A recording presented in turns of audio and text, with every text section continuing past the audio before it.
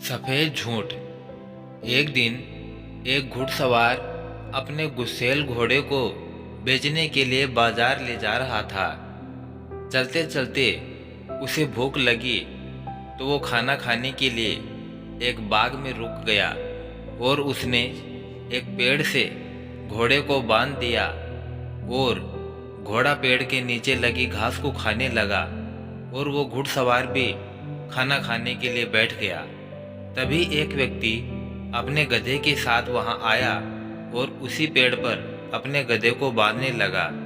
यह देख घोड़े का मालिक बोला, भाई, अपने इस गधे को इस पेड़ पर मत बांधो, क्योंकि मेरा घोड़ा बहुत ही गुस्सैल है और वह तुम्हारे इस गधे को मार भी सकता है।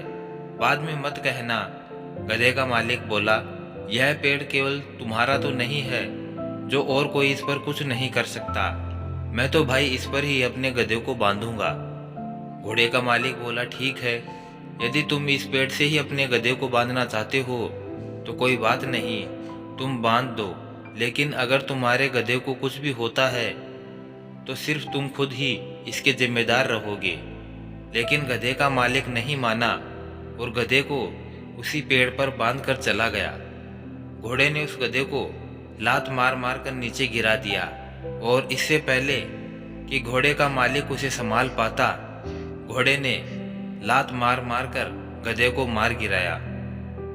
जब गधे का मालिक वहां आया तो अपने गधे को मरा देखकर जोर जोर से चिल्लाने लगे, अरे यह क्या, तुम्हारे घोड़े ने मेरे गधे को मार दिया।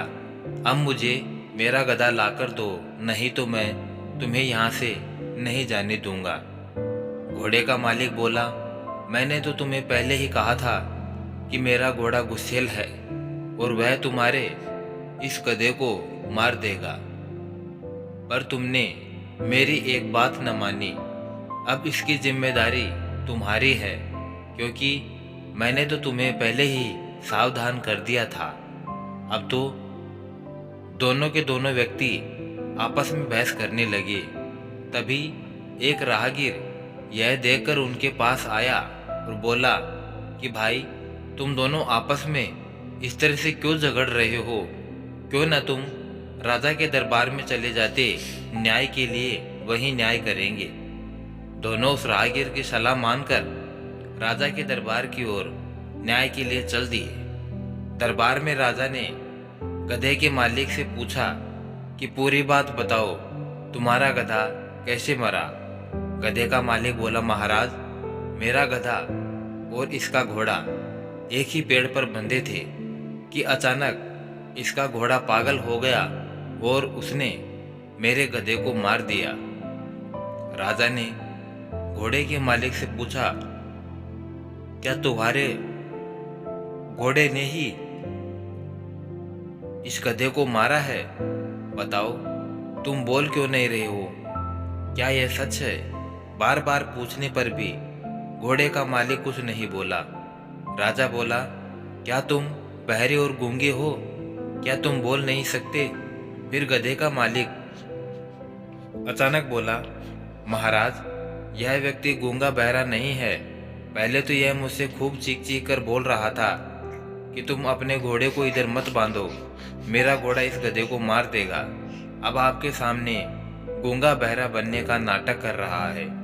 यह सुन घोड़े का मालिक बोल पड़ा, महाराज, क्षमा करें, यह व्यक्ति बार बार झूठ बोल रहा था। मैंने चुप रहने का नाटक किया जिससे कि यह अपने मुंह से खुद ही सच्चाई बोल दे, और इसने ऐसा ही किया।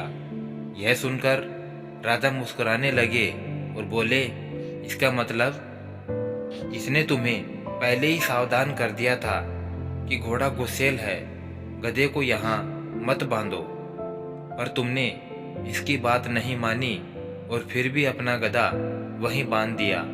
तुम्हारा झूठ पकड़ा गया और अब तुम इसके लिए खुद जिम्मेदार हो।